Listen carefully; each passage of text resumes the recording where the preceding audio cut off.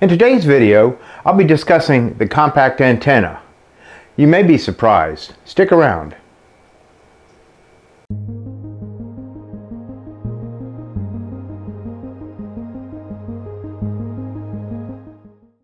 Hi, Steve here, Kilo 4 Sierra Romeo Foxtrot.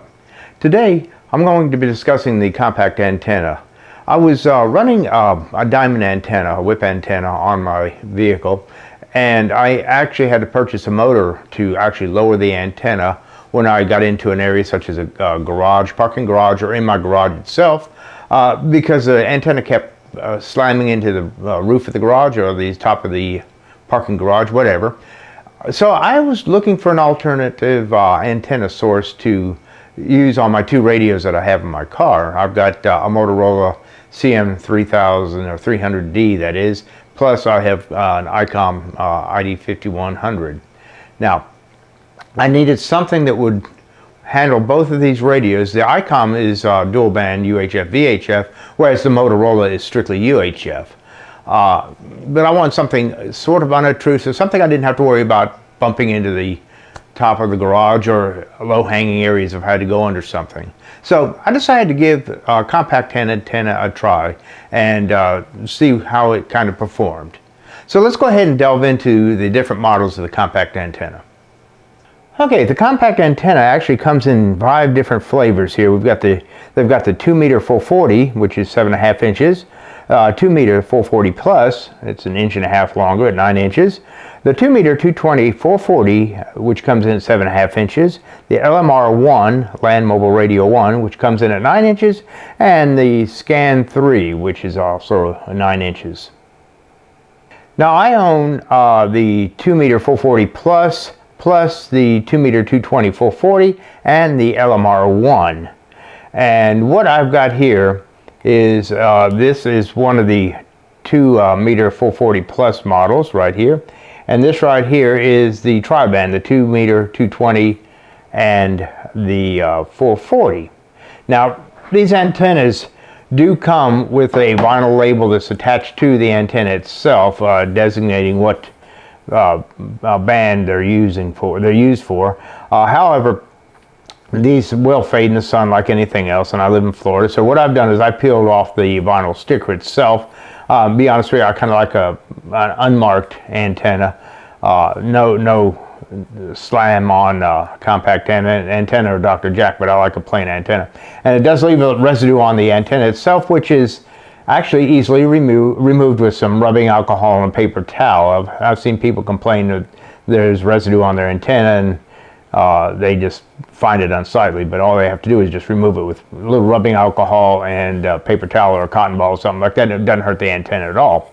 Now these are incredibly lightweight, so you really don't have any problem mounting these. They recommend mounting them on a mag mount, which is what I've got on my car. I'll be showing my car in a little bit.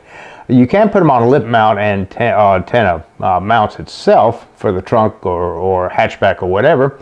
I've tried this, and it kind of skewed my SWR and my performance, so I've gone back to the mag mount. I'm not a big fan of mag mount, but actually they don't really look that bad on my car, and people worried about scratching their paint. Well, if you clean them off really good and clean the surface of your vehicle before you mount them onto your vehicle, and do it gently, you shouldn't really have any problem. Just have to be gentle. Use some common sense.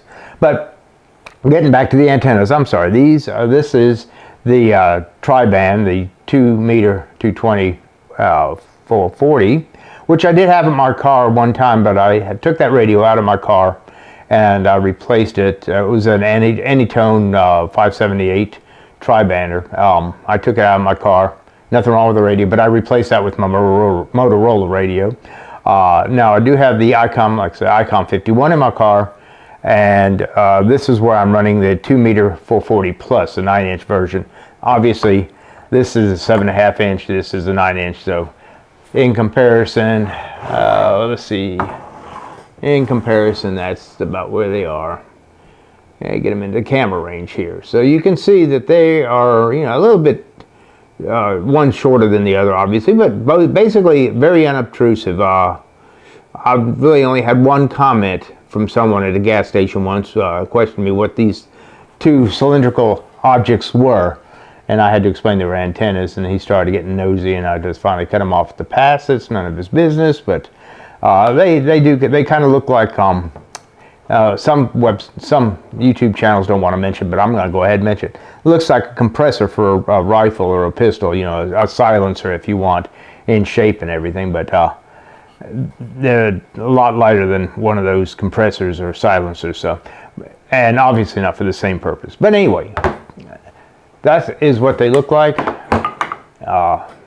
They're very easily mounted. They come with the NMO mounts, and also, if you're wondering how do I remember which is which, if you look inside the antenna itself, there is a T and a plus, and each one of these, the T and the plus right there. I'm not sure what the LMR has got an L, but I'm not sure about the Scan 3. I don't know what their designation is imprinted inside there. So if you do take the vinyl off, you do have a designator in the connector itself, these NMO mounts. You can tell what antenna they are, what band they're for. They're very well constructed, they're durable. Now, I don't understand why the threads are aluminum. I hadn't figured that one out, but that's okay. They seem to work well with the NMO mounts. You just have to be sure not to cross-thread them when you put them on. You just have to push them onto the mount and push them down gently. I kind of back twist them until I feel it fits in place. Then I go ahead and gently thread it into place. And once I know it's in the threads correctly, I'll go ahead and just hand tighten it. You don't have to torque it down. You can just hand tighten it. Now, it does come with a couple of things to mount these antennas with, and let me get those, and I'll be right back. All right, here I am. Forgot to put this on the table here. It does come in the pack. It does come with a little bag with some grease for it. You can use this to grease the threads of the NMO mount, and it's dielectric grease. And it also comes with a gasket that goes over the NMO mount itself. So what you do is you grease the rubber gasket here, grease the threads of the NMO mount, not the actual contact in the center, but just the threads, a little bit of grease on there, and then you screw the antenna into place. And it seals it, makes it watertight and water resistant. Also included in the package, Dr. Jack does provide documents here that tells about the antenna and some other placements, like if you want to use it for a base station. So you get a nice little package and everything with this antenna. Surprisingly enough, and bear with me here, it actually all comes in this one little baggie here. So everything's in this bag. The dielectric grease, the gasket, and the documentation as well, plus the antenna. Basically, that's how it comes from whoever you order it from.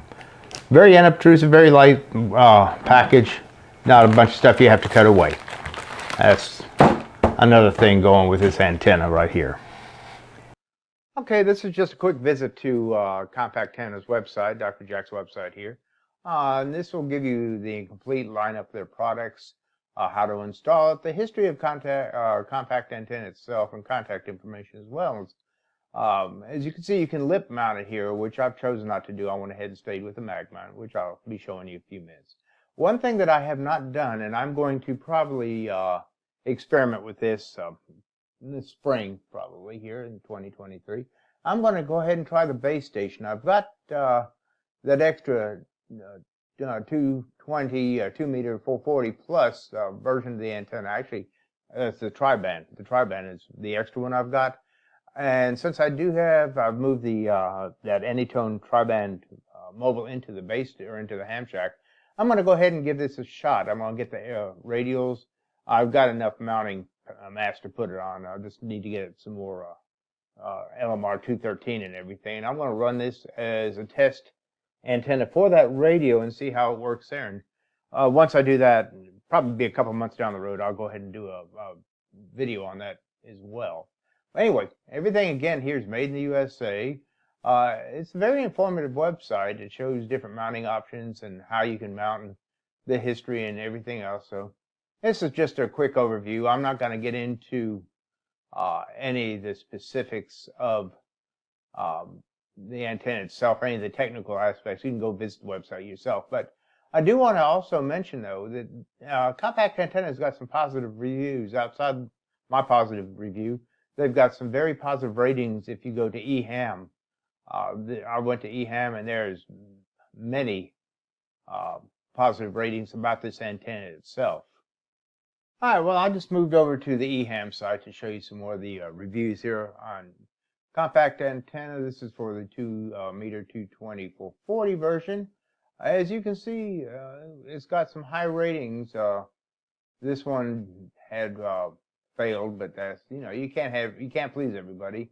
I'll just suggest you go to eHam yourself and read these reviews here. I'm definitely not going to waste your time reading them. You can go to eHam and read all these positive reviews. As you can see, at least 99% out of 100, they're all 5-star ratings. So I'll let you judge this for yourself. Okay, this is a view of the antennas as they are on my car. The one on the left is the LMR1. The one on the right is the 220 440 Plus. As you can see, utilize the mag mounts on both of these. As I said before, when I tried to do an experiment with the lip mount, trunk mount, my SWR went wacko. So I didn't like that. So I put them back on here, and I'm getting on the LMR1, I'm getting a 1-to-3, and on the 220 440 Plus, I'm actually getting about a 1-to-2 SWR. Reports so far have stated that my audio is crisp and clear, and no background noise, no static, no white noise. And we're talking about coming from contacts with repeaters 26 to 30 miles away. So I'm pleased with the way that these two antennas seem to be working.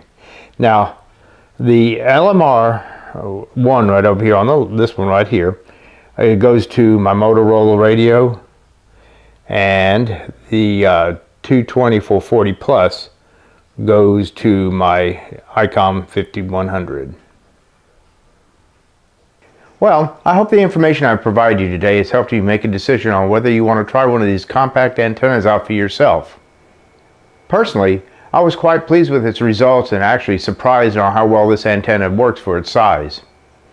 So if you decide to go ahead and purchase one of these antennas, just remember that placement of the antenna is crucial in how well it performs. So you just need to work with that, kind of experiment on its location. Lastly, before I forget, if you haven't considered doing so, if you aren't already, go ahead and subscribe to my channel and click that like button and ring that bell to be notified of upcoming videos. Until next time, this is Steve, Kilo 4 Sierra Romeo Foxtrot. We'll catch you later.